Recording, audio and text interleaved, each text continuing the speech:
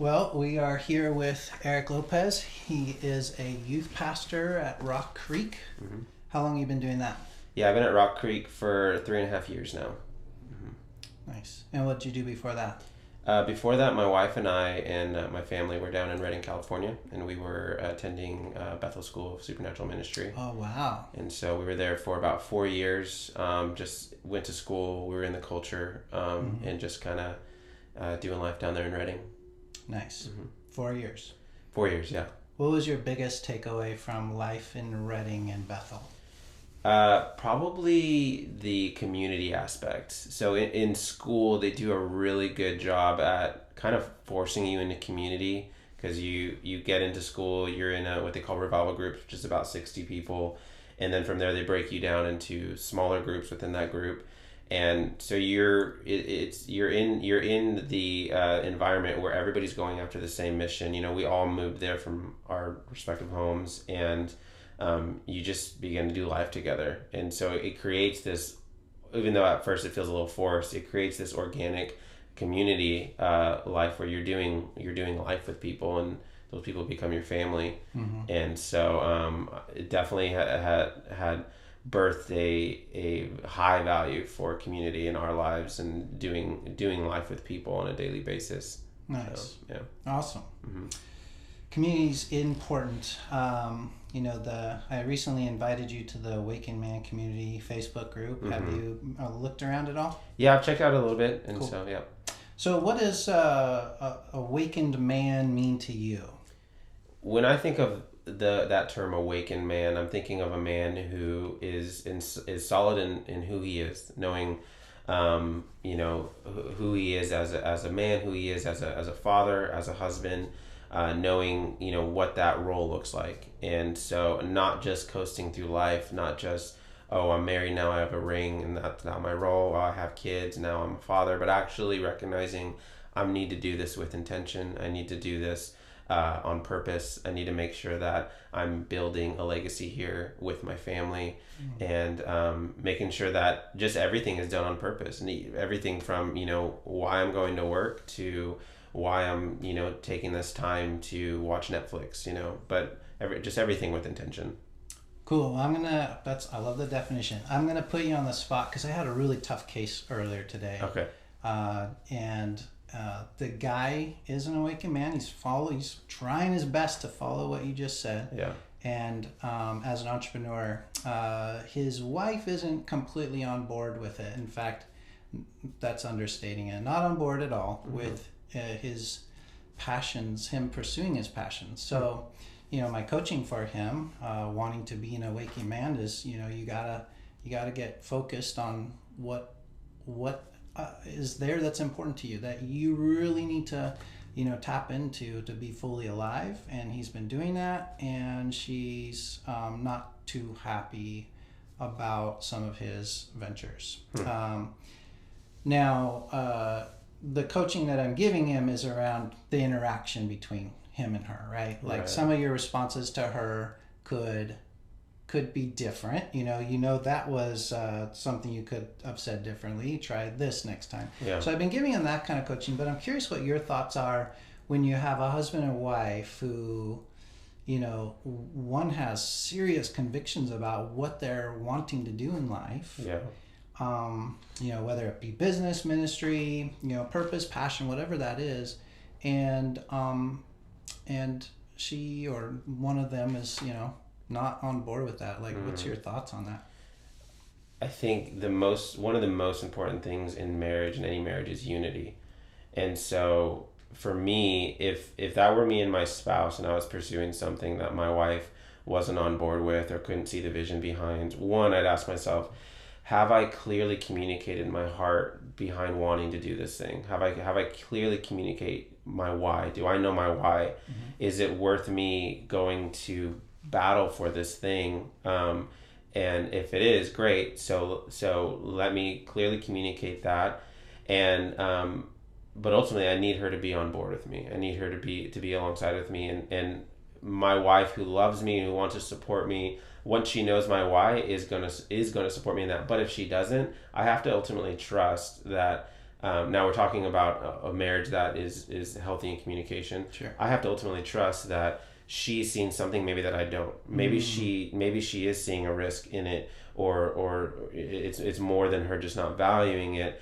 And I then have to then figure out, well, where's that disconnection? Because if I then pursue that thing, whatever it is, ministry, a business or whatever, and she's not on the same page, then I may be as successful as I want to be in that thing, but if my home is going to be, the foundation is going to be rocked, and for me, that is just not worth the cost. Sure. In any form of ministry, any form of success is not worth shaking that foundation. And so it might be something I have to lie down for another time or not pursue at all. And so I think that's really good advice. I have done the mistake you said to avoid. I wasn't cognizant of the time. I wasn't actively saying, well, wife, you don't know what you're talking about, I'm going to do this anyways. Sure. It was just more like I wasn't picking up on the clues. Like she wasn't being like totally a roadblock. She was just like giving me like, oh, I don't know about that. She's challenging it very softly. Right. Which, is a great way for her to be. Yeah. I actually appreciate that now. But back then, I didn't pick up on the clue. Like, oh, I need to be aware of what she's saying. Yeah. She's my partner in this, right? So I need to know that she's got a perspective and she's got intuition and she's got, whatever that woman thing is that men don't have, that, it enhances my ability to move forward, enhances my ability to be successful. Yeah. And sometimes it slows me down, and that's not a bad thing. I've learned that through the mistake of ignoring it. And, for us, ignoring it meant losing a lot, losing almost everything. Yeah. So it's a lesson I will not forget. Absolutely. But so my advice for the guy I'm referencing here, a little bit different situation. Just to keep it short, I said, okay, manage the tension between what you really want and that, if she wasn't in his life, he would just go full on. Absolutely. But with her in his life, I said, you have to be a good steward of, the gifts that you have, and that you have this woman in your life who's slowing you down. You got to manage, your desires and her desires. Not necessarily for him. Sometimes I think giving it up, setting it aside is the right answer. For him, I was saying, don't get rid of that because you've already tried that. It didn't work before. Keep that passion alive, but, still honor her. So hard to do. Right. Almost like not possible, right? But it's that like guiding light that you keep striving for. Absolutely. Any other thoughts? Well, I guess the thing I was going to add to that is that we can't discredit the fact that we've all chosen a mate. Hopefully, we've chosen a mate that is ultimately going to learn us and begin to know us sometimes better than we know ourselves. Oh yeah. And so the thing that I always try to remember is that my wife she's been with me for 15 years now. Married for 13 of those years, and she's. We got married very young as well, so she's seen me grow up in my manhood, and so she can recognize red flags sometimes when I don't see them or when I want to ignore them and say, I can compromise on that because I really want to do this thing. But allowing her to kind of put the brakes on some of those things has been very good and helpful. I don't always like it, and I very much not always approach it in a graceful way. But when I take a step back and look at it or look back on those moments, I could appreciate, okay, that was good that my wife kind of challenged me and spoke into a situation that maybe, or words that maybe I didn't want her or want to hear, but it was good ultimately. Yeah, I think that's really good. And you're talking about, you have a really, from what I've heard so far, really healthy, thriving marriage. For our guys that are might be listening to this, that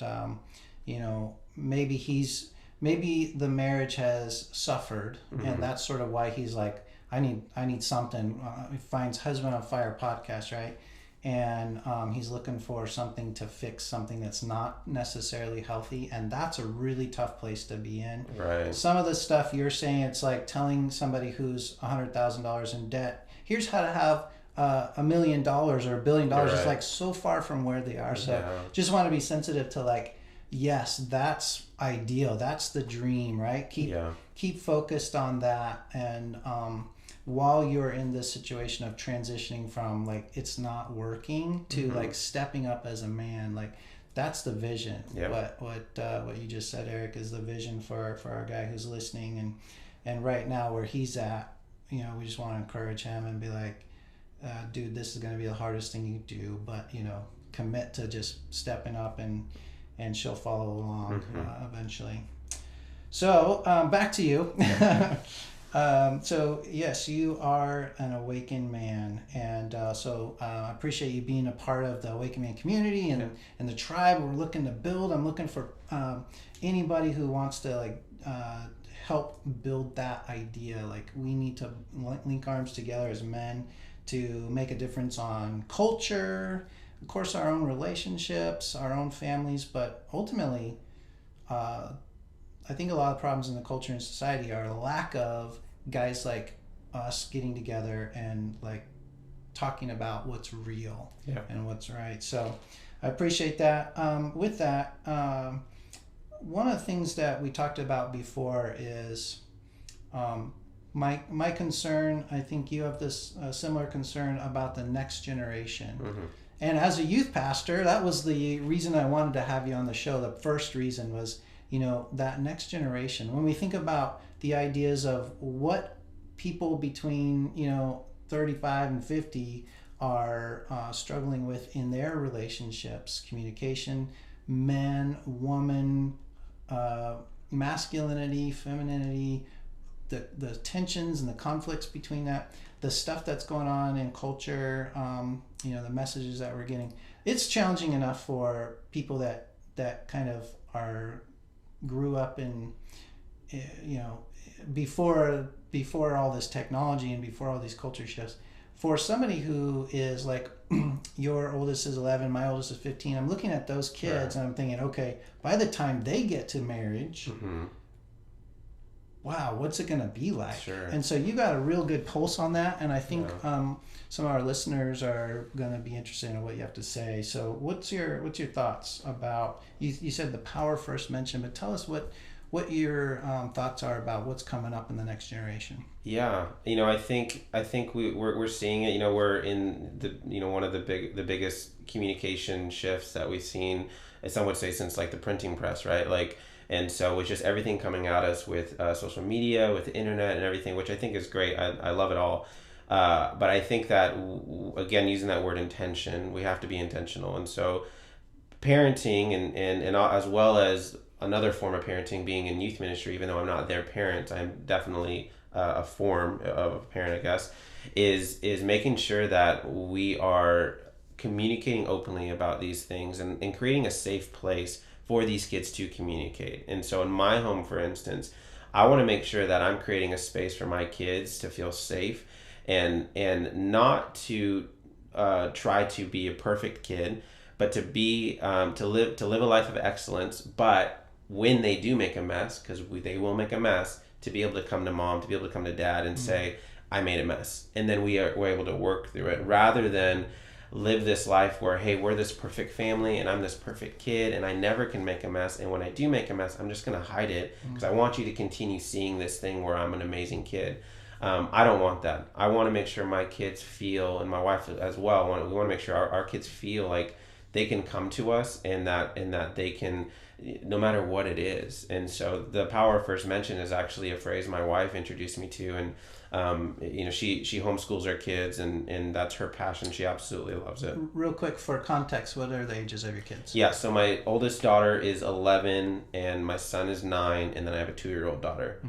And so my wife's at home with the kids. She loves being with them, and it's been her dream before she was of age to have kids, to be a mom. She just is one of those women, and so she introduced this thought, power first mention, in relation to homeschooling, in relation to what I'm teaching them. They're gonna that's a power first mention.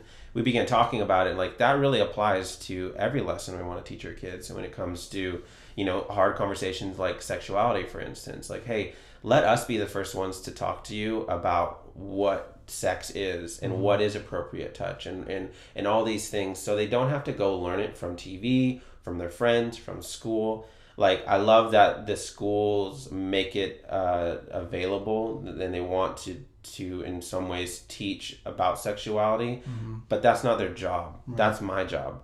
And my hope would be that whether it be schools or church or whatever, that those things are really echoing what I'm saying, and that my kids are getting their foundation from home first, so that when they do go out in the world and they do get hit with conflicting ideas, they are able to put that thing up to what their identity is, to their foundation, and recognize, oh, that doesn't match. So I actually know that's not the thing I'm supposed to be doing, or what I'm supposed to be saying, or whatever that thing is that's challenging. Right. So the power of first mention, do you say those terms with your kid? No.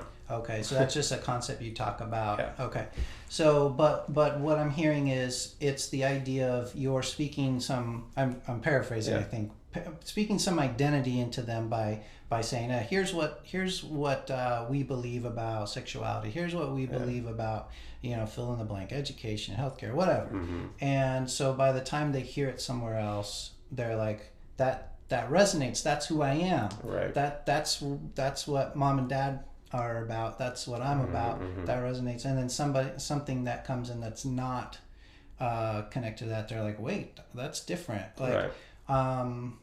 So with your kids going to be in homeschool, have you had a conversation yet where they're like, I heard X when I believe Y, has that happened yet where you've had that conversation? Yeah. So, them being homeschooled, they could give off the appearance like, oh, they're just these sheltered kids, which they're very much not. I'm actually almost like to a fault against Christian movies, to tell you the truth. Okay. I hate all Christian movies for the most part.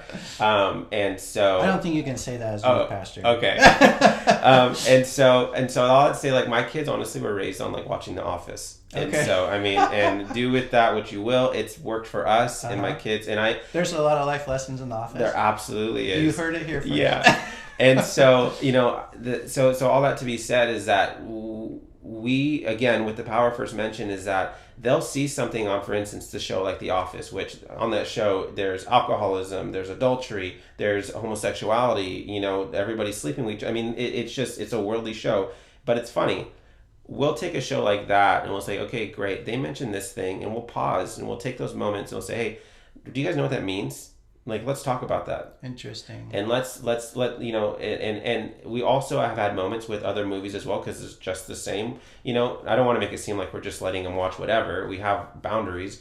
But we'll watch movies that have people that are making impure decisions, if you will. Do you have a specific conversation that was particularly impactful that comes to mind? Yes, we were watching the show called Community. And on this show, the premise of the show, they're at a community college and whatnot. And there was this topic, it was a very sexual heavy episode, and the condoms kept coming up. It kept coming up over and over. And I was like, my kids, they know what sex is. They don't know what condoms are. Interesting. And so my wife's been very good about making sure my kids are aware of what the idea of sex is at a very young age, just because that's just how we've chosen to do it.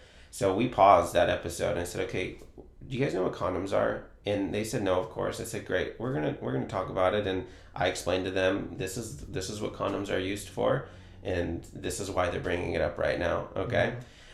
We've gained this trust with our kids, that they also know that if they ask us a question that we're not comfortable or maybe not comfortable, we don't feel that it's necessary for them to know right then and there. Okay. We'll ask them the question, do you trust us that for us to keep this until the right time to tell you, that you would just trust us, that you maybe don't need to know what that is right now. Okay. And then we'll talk about that maybe at a later time. And so then they can kind of put that away, and then at a later date we can talk about it.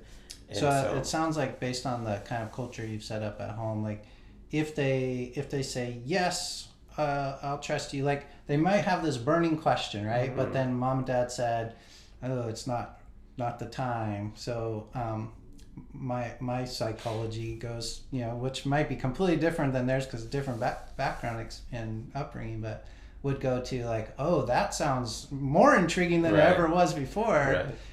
So what's the kind of the policy on that? Like, you said you don't want them to feel like they can't talk to you, but if they already brought it up, like, and they want to bring it up again, how does that work? Right.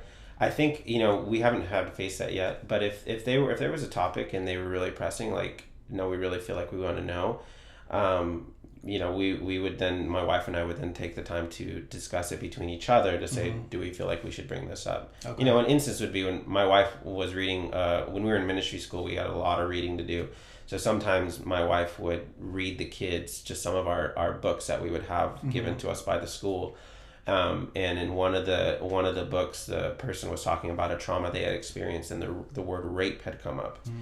And my kid, my daughter was like 5, my son was 3, and I was like, well, like, let's pause on that. I don't really want, I'm not ready for that. And so that was an instance where we had to talk about, my wife and I talk about, okay, like, does our kid really need to know, like, the premise of this idea? Yes, because we want them to know what appropriate touch is. No, because that could be traumatic for a kid to understand that happens in the world. And we also want to make sure we protect their innocence. Right. And so, it's case by case. It might come down to, like, sorry, I know you really want to know, but we're just not going to talk about this right now, and we'll visit this in a year or two or whatever, so. Yeah, it's not easy parenting. Parenting is like, it's only very recently where I've had enough experience to be able to, like, talk about, like, or give advice, because being in marriage work for like the last decade, we hear, oh, do you guys do parenting? And we're always like, well, first of all, we haven't experienced it enough, but we're really focused on marriage, and so our parenting advice has been like a blanket statement of take care of your marriage, and I don't know what will happen to the kids, but I think if you take care of your marriage, they'll be okay, right? Sure. Yeah. Because I've seen enough, like, the marriage didn't work out, and the fallout for the kids, to know that at least that's true. Sure. But we're finally, we finally got some experience under our belts where we're like, I have some stuff to say. Cool. But I still definitely don't feel like an expert in parenting. No. But as a youth pastor, you get insight. What's the age of your kids that you work with? So we start them in middle school to high school. Cool. Yeah, so all the way through. So you're right in the thick of it. Yeah. So anything else about, like, what your thoughts are about the next generation, and concerns or concerns and strategies? So if most of us aren't dealing with the age range of kids that you are, to the depth that you are. So if I've got a 15-year-old, I'm all ears as far as, like, what do I need to know? Right. I think my concern for this next generation is for them finding their identity in something that is unrealistic. And so, I don't know if you heard this app, TikTok. Yeah. Your kids, okay. It's the biggest thing right now. Every kid is on it. Kids are there are not a lot of them. Some teenagers out there are making lots of money being on TikTok. Wow. And so there's this group of teenagers that imagine dropped out of high school. They moved to LA, and they get paid by TikTok and advertisers, and they it's called the Hype House, and that's their job. They make TikTok videos. Wow. And so so you see that, and what we're seeing a shift from is kids are less focused on, oh, I need to get through high school, get to college so I can get my career, and more like, oh, I'm seeing YouTube star getting famous, I'm seeing TikTok star getting famous. And so they're and that's just a fantasy land, you know. It's just like anything else, you know, the percentage of kids that are going to make it to the NBA, NFL, all that stuff, right? It's the same applies to the percentage that's going to make it famous on TikTok. And so my concern is just kids not knowing who they are, you know, and again, going back to parenting is parents knowing who they are and then being able to instill that into their children. And so, as well as what's happening in this generation with social media is the rate of depression we're seeing. And I think it's linked to the amount of comparison that's happening. You know, you get on social media, you see this person's living this life, or they have this amount of likes, or whatever the thing is. And because they don't know how to do life outside of their phone that's in front of them, they're not building community. And so we're losing a piece of that. We're losing a big element of community in this day and age, because there's so many virtual ways to have community that you don't actually have to do life with person to person, because you can get on a social media platform. You can get on, you know, they don't have chat rooms anymore really, but you can get on, you know, like different things, like I don't know if you've heard of Twitch. There's stuff like that where like kids play video games and people watch them play video games. Okay.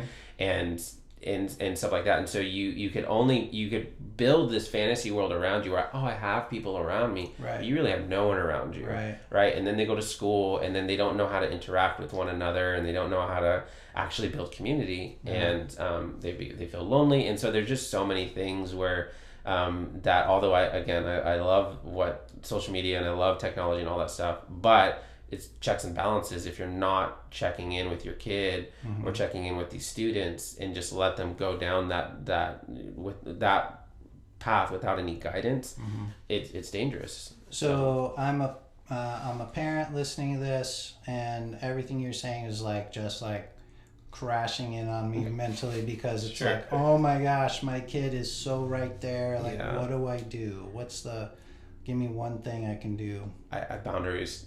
Boundaries, okay. Giving your kids boundaries. How does that work? I think that to give your kid a phone or a device and say, okay, you know, have fun, you know, and not have these limitations on your kids is one of the just unhealthiest thing you can do for your home, you know. So the kids that you that you work with, like, what do you advise them?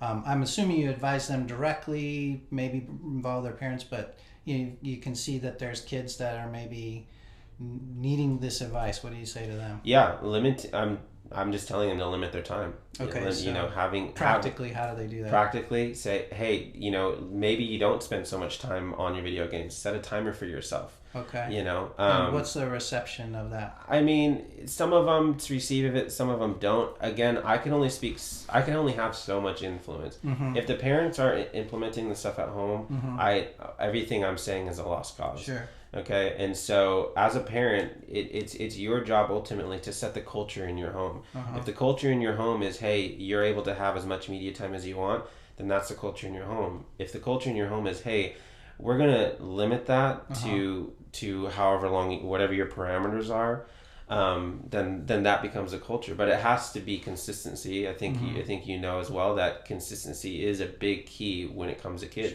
from the time they're young to when they get old. And so setting that thing and the why behind it. If it's just like, hey, do this, and there's no why behind it, then your kid's gonna be like, what the heck? Like, I don't understand. I was able to spend however much time I want on social media, and now you're putting these restrictions on me, and you're just like, because I said so. Right.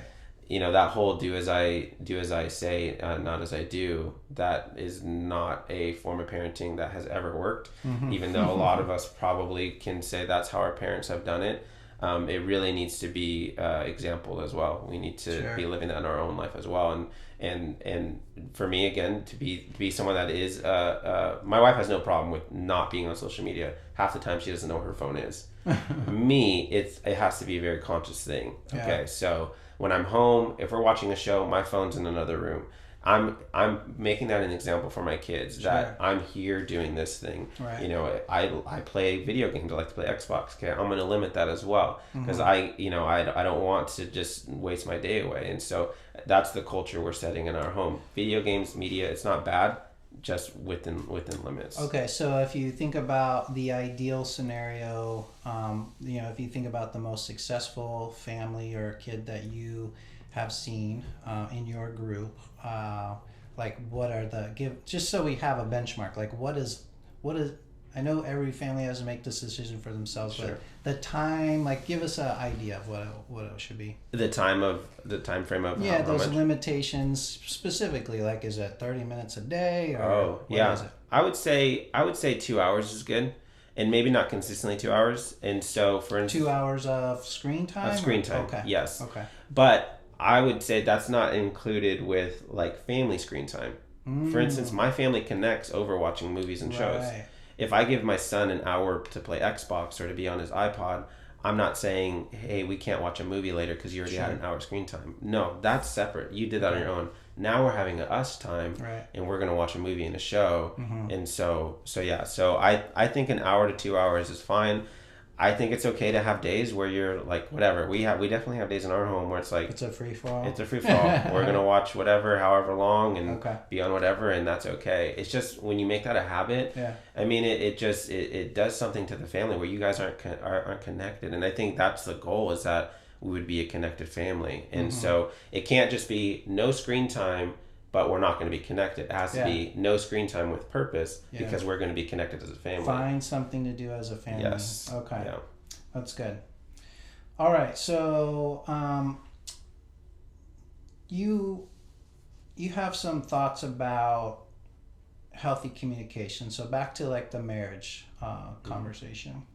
First of all, give me an idea of kind of your upbringing, just so we have an identity context for you. Like, what did you bring?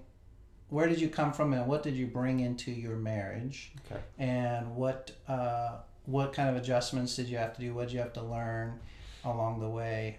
And I'm looking for that nugget of like, what's something a husband that's listening to this can really take away. But before we get there, I want to hear like where you came from. Yeah, so my mom primarily raised me. My biological dad had never been in the picture. Okay. Maybe early on when I was a baby, but he never was involved. And so my mom primarily raised me. My grandma helped in a bit with a big part in that. Did you have brothers and sisters? I had a little sister, and so my mom did eventually get married, and from that came my little sister, 7 years below me. So very much, I definitely fell in that like only child mentality. I think there's something where like after a certain point, that's kind of how it operates. But yeah, so she was around when I was 7. And then never really had a father figure in my life. My mom, remarried down the road, and I just focused on being raised by my mom. So with that came there was a void for sure, being raised without a dad, and I looked for that, not knowing I was doing that. Obviously, what high schooler knows they're doing this, but looking back on it now, I was really seeking like a love connection with somebody. Most high schoolers want to hook up, make out, whatever, your typical high schooler. I was looking for that, but I was looking for that with, I want to meet my high school sweetheart that I'm going to be with for 4 years, and that we're going to get married after this. And so you were looking for a deeper connection. I was looking for a deeper connection. Yes. And so with that came, I was in a long-term relationship in high school, and we broke up shortly after I graduated, and I brought into my marriage, once I met my wife, which it was shortly after high school when we started dating, I had some unhealthy views of what relationship looked like. Interesting. And so for one, I had this deep desire to be loved and to really love somebody, which my wife brought, but I really had this idea of what it needs to look like, and I wasn't patient at all. I didn't want to wait for anything. I didn't want to wait to move in together. I didn't want to wait. Like, I just wanted, let's just start living life together now. And so you got to get to that ideal yes, as soon as possible, and absolutely anything that comes, maybe she puts the brakes on it, you're like feeling what, like I'm feeling unloved. I'm feeling like just you don't want to be with me. I mean, that came with us moving in together. We ultimately did move in together at a young age, but she definitely, my wife has become a lot more strong in her communication now, but back when she was 18, 19, she was very passive, very like, you know, if she brought something and it brought any strife, she was ready to backpedal. And so, and that's what happened. And so you've been married 13 years? Married 13 years. How long total? How long we've been together total? Uh-huh. 15 years. Okay. Yeah. So got together when we were 18, married when we were 20. And so, yeah, so definitely had to work through that and figure out. And at the same time, you know, I wasn't going to church or following Jesus or anything like that earlier in our relationship. And so I definitely had I didn't know in my mind what it really meant to have a healthy relationship. So to make a long story short, if you think about that's one of the bookends. That's kind of where you started. Mm-hmm. Today, you have a really great, thriving marriage. You built great culture Mm-hmm. around your home. And so what are maybe the top one or two or three, like, fill in the gap between, like, where you were and how you know, what were the big milestones that got you to the kind of husband and father and overall guy you are today? Yeah. It's going to sound cliche, but communication. Communication. Okay. There's a reason why it's cliche, because it's the number one thing. Okay. So what is it to you? We had to learn how to communicate with one another fully, what we need, and well, one, know our needs, but then two, be able to communicate our needs. Okay, good. And so, you know, I think at first it was very hard. I didn't know. I knew how to be a really great boyfriend, really great fiance. I did not know how to be a really great husband, and part of that was communicating. And so I learned very early on that if I don't learn how to communicate this thing, and that if my wife doesn't learn how to communicate this thing, this is going to be very hard. And so that probably took a good 5-6 years before we really we need to fully express what we're feeling inside, even if it hurts the other person. And obviously there's a way to communicate those things, and so that's the other side of it. But first, knowing like what is happening on the inside, what do I need to say, what do I want from her, what is the expectation that I have of her and whatnot, and being able to communicate that thing. Okay. So and then I think with that, just expectations. I think knowing what I'm expecting from my spouse and knowing what she's expecting from me. Those kind of go hand in hand, but they are two different things. But because you have to then communicate those things. But realizing that I need to have realistic expectations for my wife, and she needs to have realistic expectations of me. She's not going to meet all of my needs, and she's not supposed to. That's why I have other people around me. I have other communities around me. And so knowing that my wife I can have very strong expectations on her, but knowing that there's other expectations that I need to go find, those are going to need to be fulfilled, obviously, you know, in a healthy way. So those two things I think have been the big like, you know, foundational pieces in our marriage is communication, expectations, and then, you know, marrying those two together. So as a man in general, so the kind of man you are today compared to the man you were when you got married, there's been, from what I can tell, you started off, you mentioned this need for deep connection, and anything that looked like it was going to threaten that put you maybe into, you know, not a great state. So somewhere along the way you must have had an identity shift, or what shifted within you? I'm looking for the internal part of it. And I mean, what it comes down to, what shifted in me was my relationship with Jesus. Okay. So how did that help? I began to have to take an internal just look at what's happening on who I am, what I need, what's been working for me as a young man, what's working as I'm transitioning into man, what's working in there. I partnered that relationship with Jesus with when my wife got pregnant with our firstborn, because at that point, I think I would say I was a solid person and knew who I was, but I realized the second that we were going to bring another human being into this world that there were things I wanted to impart into her, and I wouldn't have used those words then, but I look at now, this is what I was trying to do, that I didn't have yet to give her. Okay. So I spent that time... To your daughter. To my daughter, okay. yes. So I spent that time developing myself as a man, falling more in love with Jesus, reading my Bible, really getting to figure out, trying my best to figure out what that meant to be a Christian man, so that when my daughter came into the earth, I was able to then be a fuller man than I was before. So connect the dots, though. So you said falling more in love with Jesus, and getting into the Bible, created. I mean, there's a dot that needs to be connected from that to you have all that you need to impart into your daughter. Like, what are those things, or what is the one thing? I mean, I think the simplest thing I can, and I know that the audience isn't fully, might not fully understand this, but for me it comes down to encounter. Encounter. Okay. So encountering who Jesus is. Okay. Actually taking a moment to stop and hear his voice and listen to him. And so in that, so having a real experience, a real relationship experience with Jesus. Yes. Okay. Yeah. And that may seem super way out there, super, only the super spiritual people can do that. But I have the conviction that any person that is willing, Jesus can speak to. And it's not going to be an audible voice. Some people can, and I have not. But it can be a picture. It can be a word that pops in my mind. It could be, a scene from a movie. Jesus pops into my mind, and so that is where I began to see what it is that Jesus wanted to speak into me when I was able to pause and take that moment.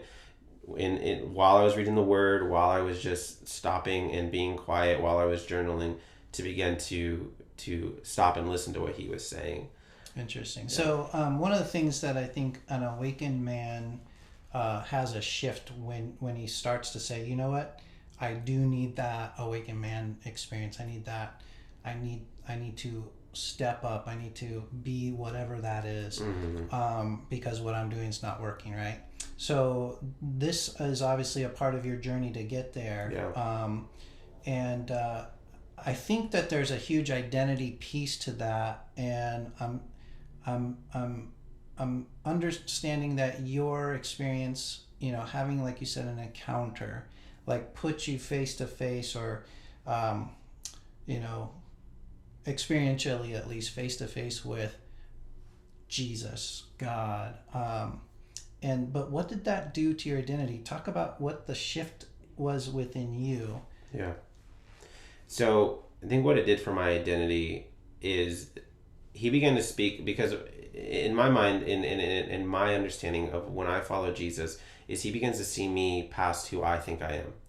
And so he began speaking the truths about me that I may not even, one, know, or two, believe. Okay, great. And so I have, again, this conviction that I can't afford to have a thought in my mind that he doesn't have about me. And so when I'm in self-loathing, or when I might be in depression, or might be whatever that thing is, I know that voice that I may be hearing is not Jesus, because that's not how he speaks to me. So in that moment, as a young man, I was beginning to go on a journey where I was hearing for the first time words spoken over my life about who I am, who he sees me as, or how he sees me. He sees me as a son. He sees me as perfect. He sees me as, without flaw. He sees me in my insecurities. He sees me as good looking. He sees me as all these things that I may not always see myself as. Okay. And then I was able, why I relate that to my daughter, because then I was able to bring that out and say, okay, this is my experience. This is my encounter. My wife as well, her encounter, and this is where we're able to bring into now our lives. Cool. And so some of the disconnects between who you were and who you were hearing you are, right? So that kind of bringing you up to a whole man. You were a man who needed this, at least the perceived need was this deep connection to be okay, so to speak, right? Right. And when you realized, I'm extrapolating, right? But when you realized you were okay already, I think that's what I'm hearing. You got in that relationship with Jesus, that you kind of, one of the things that we talk about in Awakened Man community is like filling your cup, bringing to the relationship a full cup rather than having the relationship fill your cup, right? So before, you were needing the relationship with your wife or significant other to feel okay, but then you found this relationship with Jesus that kind of brought you to a place of full, a whole man with or without her. And now you're able to pour into your daughter. And I assume your wife as well. Yeah, for sure. So awesome. Cool. Well, I hope a guy who's listening or watching, who's in a place where he's like not sure how to experience that, maybe that's one of the things he can check out. Anything else to add to that? I mean, I think, you use your expression, the cup is full. I mean, again, don't want to get super spiritual, but I would say the cup is overflowing. And so that's the vision I get in my mind, is that it's not, I serve a God that doesn't give me just enough, but more than enough. And so, which is in turn why it's able to overflow into whatever I'm doing. Cool. So what is your future? Maybe what's next? A lot of times, on podcasts, the guest has something they are promoting or, have a place where people can connect to you if they want to connect to you more or know what you're doing. Is there something like that you have? Yeah. Well, like I said, I'm on, social media platforms. The Eric Lopez on Instagram, and the Eric Lopez. Okay. Yeah, with periods in between the words. We'll get that in the show notes. Yeah, that'd be great. And so, my wife actually and I have a podcast of our own. Really? Yeah. It's called the Lopez Sit Down. Okay. And you can find it on iTunes and Spotify and YouTube, and really in that podcast it's just a conversation between her and I. We pick various topics. Sometimes we'll have guests on from ministry school or friends from back home, and it's just a podcast where we talk about life. We try to be encouraging and insightful, and kind of like what you're doing, not necessarily trying to hit the Christian community, but try to hit like, hey, maybe you're just a person that needs some encouragement, and we're talking about marriage, parenting. We talk, we bring our kids on and get their aspect on some of this stuff. And so, we've been doing that for almost a year now, and it's been a really fun thing. And so, yeah. Sounds good. Any parting words? To the Awakened Man community, I think, again, going back to how I started with the word intention, make sure that we are being men of intention, and that nothing on life is happening by accident. And if there's no marriage that's too far gone to be saved, no relationship with your child, no relationship in general that's too far to be saved, I think that if we can be men that attack life with intention, then I think, not to say we won't face trials, because life's going to happen, but nevertheless, that we'll be a lot more better off internally in our hearts, knowing that this was on purpose. Even if I failed, at least I failed on purpose. And so yeah, I love it. Holding that intention word is good. It's like taking a stand for hope. Yeah. Hope in whatever if there's dire circumstances, standing for that hope. Like how you're saying, being intentional about that and being intentional about all sorts of things. Yeah. It's good. Well, Eric, I appreciate you being on the show. Yeah, thanks for having me. Thank you. Yep.